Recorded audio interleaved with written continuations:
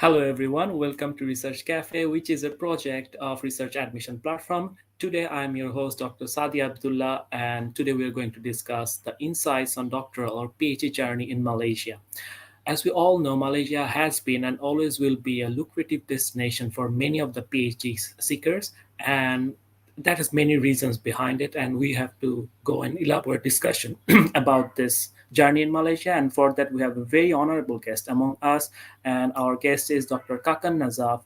He is a senior lecturer in Monash University School of Business, Malaysia, and he did his PhD from Taylor's University, Malaysia. So, Dr. Kakan Nazaf, welcome you, and we are very grateful to have you among us. Hope the audiences will be greatly benefited from our discussion. Welcome. Thank you. Thank you for inviting me. It's such an honor for me to be here and sharing my experience with you. Yeah, thank you. And we will directly go into a discussion because we have a time restraint. So, Dr. Nazaf, as we have seen your portfolio, you have a really big and enriched portfolio. So, we have seen your PhD journey started in Malaysia. So, can you tell us a bit about your background that actually leads you to Malaysia? And another thing is, why did you pick Malaysia in the first place? Okay, so it's quite an interesting one. So why I picked Malaysia? Actually, I after I completed my master, I went to UAE to do a job.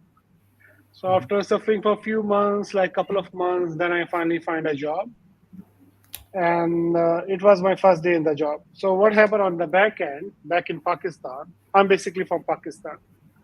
Mhm. So my sister wants to do PhD and she applied in different universities all over Malaysia. And when she sent her application, she sent my application also. Okay, that's I interesting. don't know. I don't know that she's sending my application too. So she got a job. She got a offer in Taylor's University. Okay. So as me, because of my CGPA, they offer me a studentship. All And right. my mother say, just like the Pakistani mothers are, they Yes. kind of like emotionally blackmail you. Yeah, exactly. So my They do mother this say very like, good. they are very good in it. Yeah. Very good in this. So my mother say, oh, your sister has to go Malaysia alone. I cannot send her alone. So you need to be with her. Like a Given our responsible brother. background. Yeah, Yeah, exactly. Like given our culture in Pakistan, India, exactly. and Bangladesh, we Exactly. The never same. let our sisters go alone. Never. Yeah, So you're right. she said, okay. My mother said, oh, I give you the money for your admission and everything. Your only duty is to go there, settle her up, and after 6 months you can come back. All I right. said, okay. That And sounds that was my first day of the job, first day of the job bank. It was wow. a blue collar job, very nice job. Okay. So I left the job after doing one day. I go back to Pakistan. I grab my Oh my. sister. I go to the Malaysia, and my sister Hmm. applied in Taylor's at that time. Okay. So Taylor has a thing like you need to be there, and then they will do your interview and some demonstration, and then they will Hmm. offer you scholarship. Oh. So me and my sister we go there, and Hmm. they interview every PhD admission. They interview me also, Okay. Hmm. but the positions were limited for scholarship. Oh, okay. So out of 15 candidates, they only select me at that time. Only one. The only one. Wow.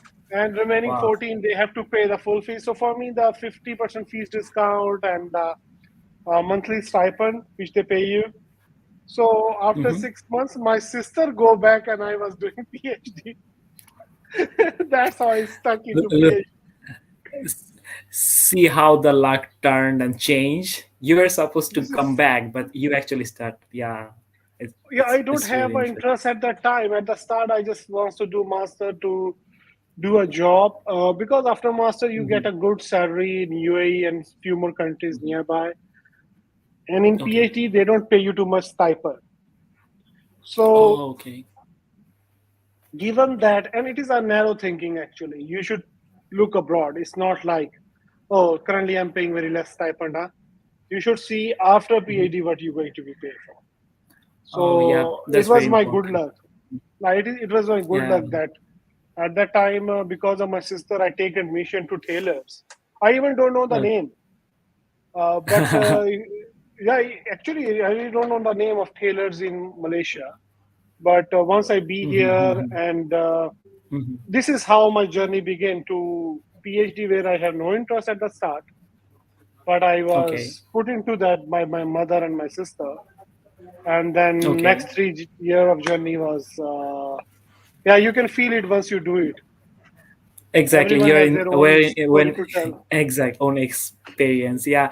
So yeah, just talking about the challenges, like you talked a bit about the student fees and the PhD payment or the amount of tuition fees. Mm. So that's our second question. Or the next question is like, what are the main challenges you faced during the PhD program?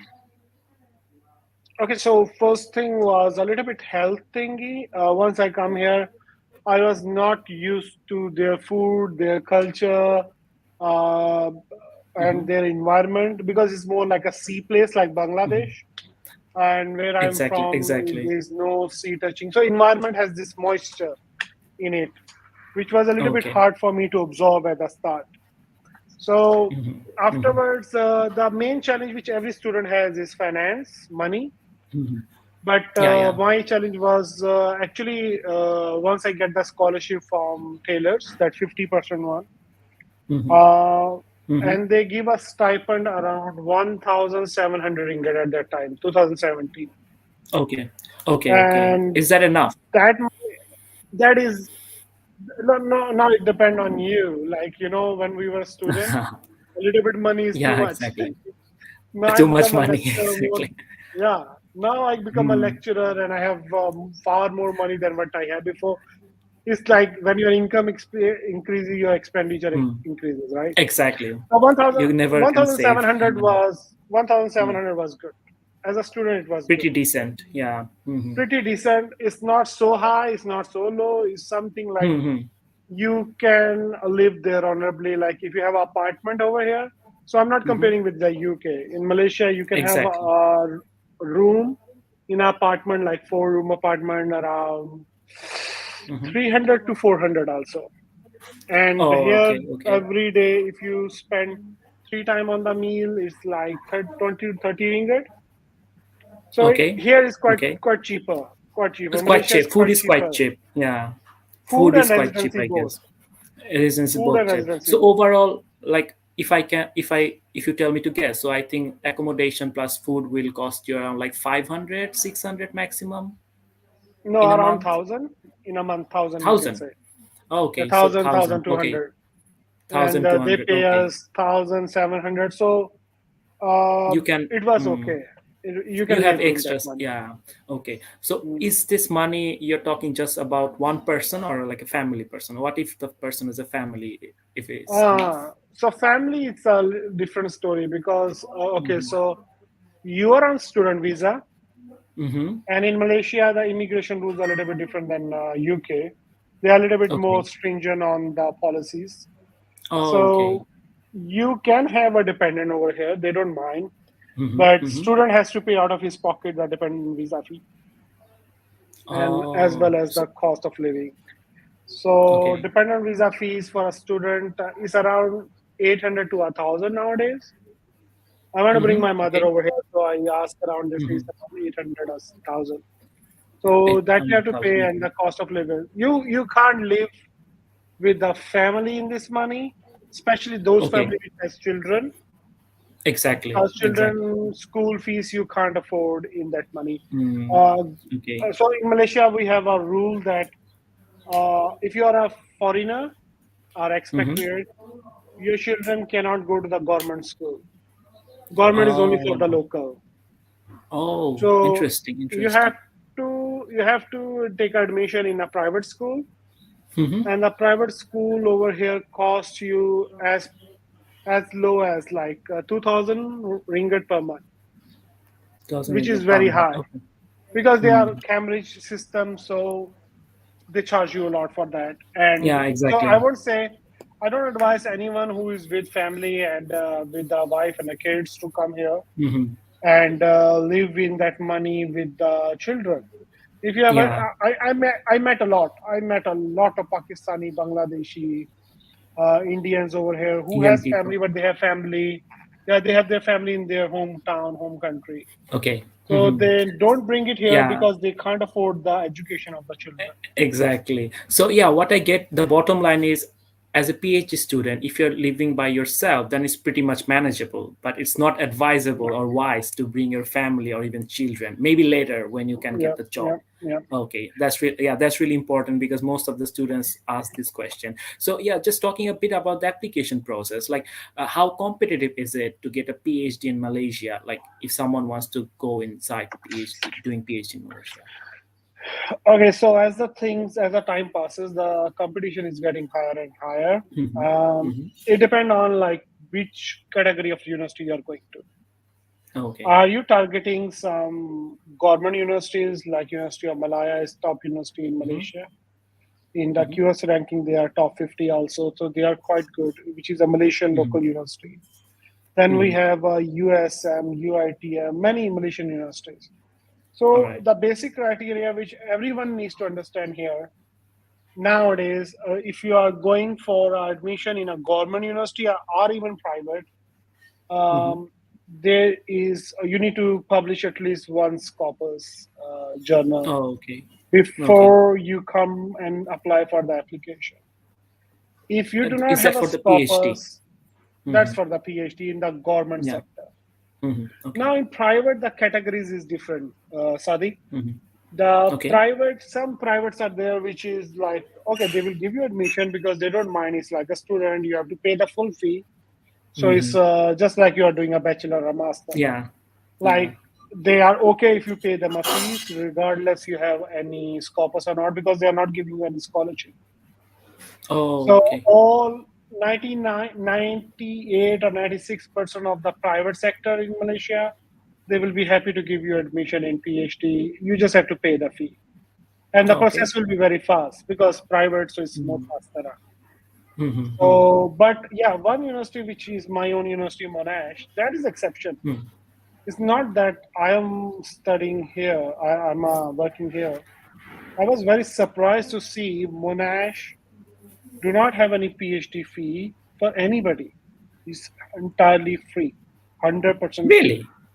Yeah, Monash didn't have How do they any fee. manage that? Like how do they Uh, manage that? Like there should be a the admission lot of criteria, applicants. It's really a hard. lot, a lot. It's very hard, very competitive to go in. uh, Exactly. because you need to not say okay. So for rest of the Malaysia, you just need to publish a Scopus. For Hmm. Monash, if you want to try, that also needs to be an ABDC. You know, the Australian ranking journal. Yeah. Yeah. So Exactly. because Monash is Australian university, so for Hmm. Monash is 100% free for the PhD, but you need to have at least one article which is published in ABDC and Scopus rank journal. Hmm. And this is not enough. You have to pass through the interview. Interview is conducted by the panel of Hmm. four examiners, and we actually look at the behavior aspect of the student, like Okay. what is his attitude, what he wanted to be, whether he Hmm. is really focusing on his proposal or not. And Hmm. while Exactly. mentioning that, you need a very good proposal for 2-3 pages, which will really demonstrate what you wanted to do, and that's what you're going Yeah. to do in future because Yeah. you need to Exactly. have some skills to do that. Yeah, exactly. You have to show them that you can actually do it in the long run and you're committed to this proposal anyways. Yeah, Mm. I think it's really important. Like Yeah. one So thing yeah. sorry, I'm cutting you off. No, no, no, um, no, no, no. Yeah. One thing recently I see a student, she applied for the China, from China, and she Hmm. have a quite decent publications and everything. Hmm. She applied under my supervision. Once we Hmm. interviewed her and we asked her what she wanted to be, her idea was not clear. Oh. Her proposal was not clear as like what she mentioned. She Hmm. wants to do something in accounting, but wants to become a lawyer later on, Hmm. law Okay. practitioner. So her, Okay. because her PhD document, PhD proposal was tilt towards more into the plenty which is given to the insurance firms based on Hmm. some accounting issues. So Hmm. she wants to be a lawyer later. So we do not, when we see this mixed concept, Yeah. definitely cannot. Definitely, yeah. And that also shows that she's not too much committed to her cause. Maybe she is not Yeah, decided yet. Yeah, yeah, exactly. And I we think, definitely give her a mm, chance to think again yeah, and reappear in the interview. But the students are, because after master, especially when they are belong to Pakistan, India, Bangladesh, or Sri hmm, Lanka, they are their master research is not so much strong. They don't exactly, have any scopus, and they even hmm, don't understand what scopus is. exactly, And exactly. eventually, they give us a proposal which they maybe they copy from ChatGTP, but That's a grave but mistake. yeah, but they don't understand what they are saying even in the proposal. That's Yeah, real. so That's really that's awful. something something issue over there. Exactly. So yeah, just talking to that interesting point, like if you're examiner or if you're in the interview, what sorts of criteria you're looking for in the successful interview? Like what would you pick? Like who you would pick and why you would pick, so we can know like how to prepare for the interview or like application process. Oh, that's a good question. So I would say that if I am in the examination panel, which I worked there Hmm. so many times, Exactly. Exactly. uh, first thing you need to do, Saudi, is to come up with a good resume. Hmm. The student don't understand how to sell themselves, like how to do their self marketing in the resume. They talk about, oh, their hobbies or their activities, extracurricular activities, is sleeping. So why should I select the student who likes to sleep? Exactly. And Exactly. similarly, resume is the one. Hmm. Definitely, I like to see in the research because they are doing PhD. It's all research, right? Hmm. Hmm. Definitely, I will love to see that if they publish something, even a book Okay. chapter, which is quite easy to publish. So Like any sort of publishing publications. Yeah. any sort of, so they have some understanding then how to address the reviewer comments Hmm. and go with it. So Yeah. this is one. Another thing, Saudi, which I really love to see is a student should be good in communication in the interview. Okay. During the And interview, because we get a lot of students from China, mhm. a lot of students from Bangladesh and few more countries. So the problem is that in our countries, English is not the mother language. Exactly, especially in our region. Yeah. Yeah, so when they pretend to talk English, they try to memorize it, and when Mm. they talk, they say all the English in one sentence, and they are finished. Exactly. Nothing more to say after that. Nothing more to say because they memorize it. Oh, my name is Hakan. Finish. Yeah. So this is the problem we see. So communication is important because you're going to communicate with your supervisor. You're going to write something on your thesis in English, so that is also English Exactly. communication. Mhm. And Yeah. so communication number one, sorry, publication number one, and resume. Second is Hmm. communication. The third Hmm. is if he know any skill that is really any software, Stata, Python, Hmm. RStudio, Exactly. Exactly. related to his Hmm. language. What he wanted to do Hmm. is qualitative, then SPSS, EMOS, or Emos. Yeah. quantitative, then Stata, Python, RStudio. So students don't understand that this few certification will really top up their resume, Mm, yeah. and it's very easy That's to really get. important. Yeah. It's very easy Exactly. to get. You just go to the Hmm. LinkedIn, you search for the software, you can subscribe for it for a month. I think first month in the Hmm. LinkedIn is free. You get those Hmm. certification and put it in your resume. Hmm. So this is something I really appreciate, these three things. Any software Exactly. restaurant, no. Because to be honest, once I see ChatGTP and ChatGTP Scholar and few more things, the future is very near when we don't Hmm. need no need anyone who will write the literature.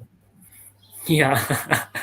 It's The very machine near. will do the It's, work. Yeah. yeah, machine will do the work. You just have to put some article in and ask him to produce an Hmm. literature review. We may Literally, yes. not need anybody to maybe to data analysis even, but data gathering, data mining, data interpretation, how you can do the analysis, that really matter. Hmm. So if Exactly. somebody has analytical skills nowadays in Skills. PhD, we really We really, really Yeah. value him for this. Yeah, yeah, So yeah. And speaking of, yeah, yeah, that's also important. So, do you have anything? Sorry, I was interrupting you. Do you have any else? yeah, I just Anything else? listing them up. So first thing is resume with a publication. Second thing is a communication skill. Third is the software you needed to Software. do any data Mhm. analytical skill. That's what you need Data to do in the analytics. PhD.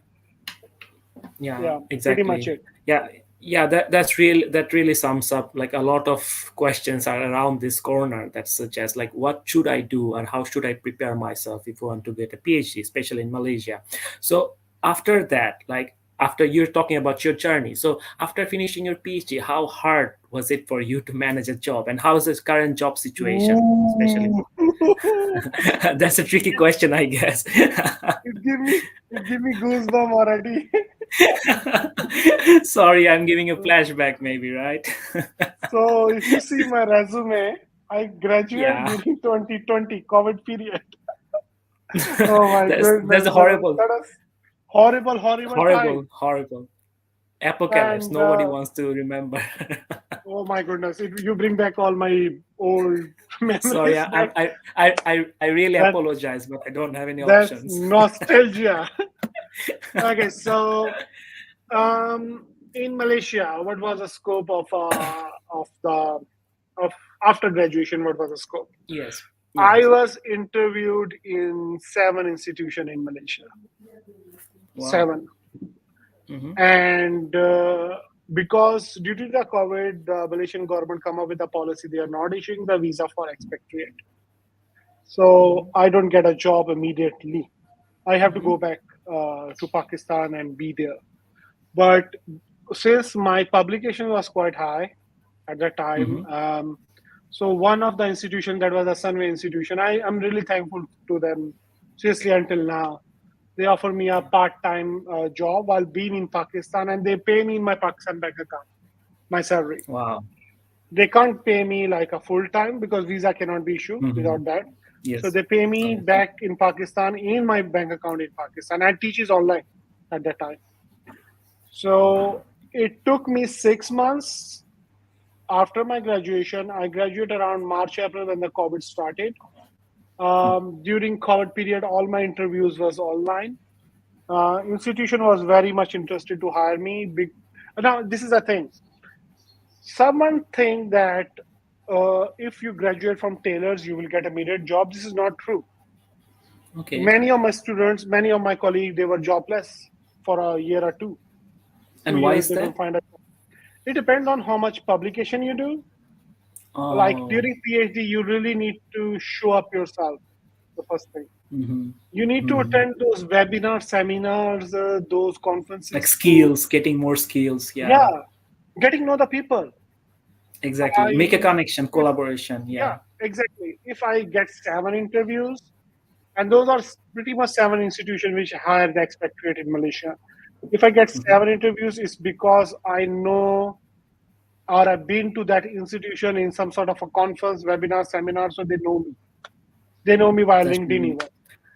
that is really a So good tip you just gave. That's really a good uh, tip you just gave. I if you do a PhD and you think you will be in your room or in the library corner and you graduate and you will get a job, no, this is not going to happen. In the resume, there's always a area which is called references. Reference. The So reference referees. is someone. If the references are the one who is your guarantor that you will work hard and you will not leave the job, who will guarantee, who will voucher for you? So for example, No one. somebody, I know Saudi know me, Hmm. he wants to Yeah, do a job in Monash, I can voucher for him. exactly. I can So vouch. Yeah. having, yeah, I can vouch because he's a nice guy, he's a hardworking guy, Yeah, and I exactly. I guarantee know him, him. I guarantee my institution he will not leave because the admission. Oh, so in yeah, sorry, forgot to tell you, in Malaysia, the process of hiring is a little bit longer than the other countries because whenever an institution has a job opportunity, they have to offer Hmm. the local first. So it is Oh, in okay. the government sector job, they have to interview some Hmm. local first. If they are Mm-hmm. not suitable, then they go for the expatriate. Go for the, yeah, And then the expatriation institution has to write a letter to the ministry that why we prefer expatriate over local. over the So locals. Oh, okay, I understand. you tell me, if the institution or HR has to go through that much process, and tomorrow you join and leave after 2 months, then so they will Then what would only they do? prefer, Yeah, yeah, they will only prefer that one who come with some grunter. So if you go to the exactly. Monash website or the Sunway website or the Taylor website, they always ask, "Do you know anybody within Taylors? Do you know anybody within Monash?" You know, Like, can and you give people me a just guarantee? ignore. Yeah, Yeah, give me a exactly. guarantor who can voucher for you. This is And important. I get The their point. I get their point. Yeah, that's really important, right? student think, if I have one publication, if my colleague has one publication, so both has the same level of opportunity in Malaysian market. This is not true. Not only in Malaysian market, in UK, in US, Any in market. Australia, Yeah, you will not get the job unless you know exactly. somebody in the Mm-hmm. institution who can help to rotate your resume. This is Exactly, number one exactly. case. Another case is maybe you are very good, like you are a Hmm. star star, ABS 4 plus Exceptional. plus, like Mm. exceptional guy who has a lot of Mm. publication. And this cannot be possible during PhD. A Yeah, quality that's research totally take time. understand. After Mhm. PhD, you may say 1 or 2 years after your PhD, then you will get one ABS 4 or ABDCA star. Yeah, yeah, yeah, yeah. So how are you going to get a job immediately? You're going to get a job immediately if you know somebody. I can tell you those seven Absolutely. institutions, only 1 or 2, I don't know anybody, 1 or 2. Hmm. Remaining 5, I know somebody who Hmm. voucher for me, and just what he do, he just give my resume to the HOD. So Oh, okay. that was it. That's how it Yeah. works. Yeah. So if I just sum up everything you said, so during doing the PhD, it's really important to connect, collaborate, and form network with the Mm. important people in the area, so that they can help you or they can guide you towards a job. I think so. It's really Yeah, important. and the best thing is the conferences. Go to Conference, the exactly. Yeah. conferences, present Attending yourself, conference. present your work, Hmm. meet people, take their business Yeah. card, Talk to be them. in Yeah. touch with them. Yeah, be in touch. Somebody Exactly. from your area start writing a paper. So this is Hmm. a very good initiate for you to develop a relationship. Exactly. Yeah. Yeah. Sorry, Dr. Kakan. We are almost at the last minute. So the last question: can you say just a brief uh, factors that you think that are like making the dropouts? Like, what are the key factors that causing the dropout rate from the PhD students? Why they're dropping out of the PhD courses? What do you think? Mm, number one is always finances. Finances, Mm-hmm. I will rank one, because if they Mm-hmm. don't have a money or they cannot sustain, then they just drop out because they don't have money to live, especially in Malaysia, UK, this expensive country. Mm-hmm. Number two thing is supervisor relationship. All right. Your supervisor is a key factor in your PhD. He's the only one who work like a psychiatrist to you, who listen to you, who give you some good or bad suggestions, and then you follow up. Whatever he do or Mm-hmm. he say, just follow. Yeah, So, exactly. so HR, the supervisor relationship is Is a key number two. factor. Mm-hmm. Third thing, which I believe is PhD is a 3 year long journey. Mm-hmm. So if you are not achieving anything in a short term, like you have to wait for 3 years to get to call yourself a doctor, right? Yes, So yes. before 3 years, either you are a doctor, either you are not a doctor. Doing PhD is not a qualification, right? No, PhD yeah, qualification is a qualification. So exactly. that patience in our language we call sabr, that Sabar. patience sabr It's you really need to important. have. That is really key factor. So some students drop out because they used to that 1 year or 2 year course where you are certainly going to qualify Mm-hmm. and you become a doctor. So this is Mm-hmm. not going to happen in PhD. In Mm-hmm. PhD, there's every day maybe you read an article. You Mm-hmm. spend whole day on reading that article, and after a whole day, you know that this is not relevant to you. Mm-hmm. So you just throw it Exactly. away, and you Exactly. believe that you have wasted a day. Whereas the way you should see it, you learn something new. Like a positive So the mindset. Yeah, you should have a positive so mindset. student get hopeless because they don't know where they are standing right now. Hey, how much I have completed? How much the student come to me on the day first or the first month of the PhD? Sir, so I joined on January 2024. I will complete it on January 2027, right? So Yeah. they think that is a time bounded education. No, it's not a Yeah. time bounded education. It depends on how fast you're going to learn. It depends on what skills you're going to come. It depends on your publication. It depends on several other factors. So you cannot measure it with a time and think that No, it should. no. And this has happened when the time is coming nearer.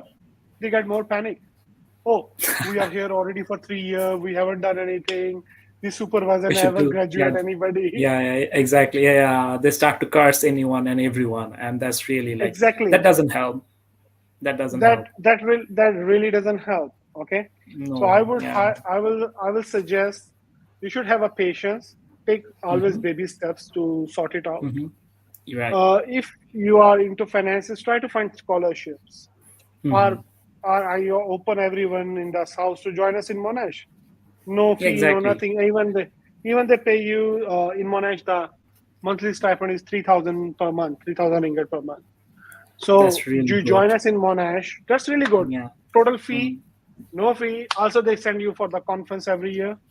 Yeah. So you have a good lifestyle, be in the good institution, financially strong, have a lot of patience while doing it.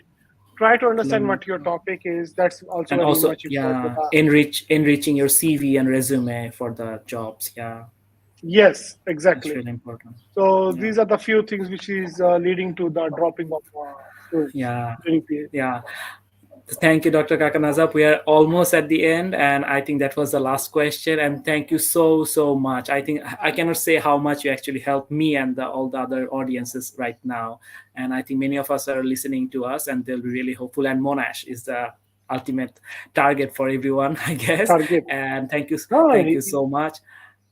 you And can try we are University really, of Malaya. You can yeah, try, sorry, exactly. University of Malaya also. They also have some Hmm. stipends, some Hmm. scholarship. You can try different other government institution. But if you are All thinking right. about Yeah. private, then I think Monash is the best. Yeah. Okay, yeah, thank you so much. And we are really privileged and honored to have you. And hopefully, we will see you soon for another episode and discussion. Hope you have a nice day. Thank you Sure. so much. You Thank too. you. Enjoy your Yeah, weekend. Take care. yeah, Bye thank you so bye. much. Take care. Bye. Okay, everyone, that was the session wrapped up, and I hope you everyone got some questions answered. And we'll be running more session and context-based edition on several countries like Australia that's upcoming. So keep an eye on our channel and website, and we'll be happy to help you. Thank you. With this, our today's discussion comes to end. Thank you. Have a nice day.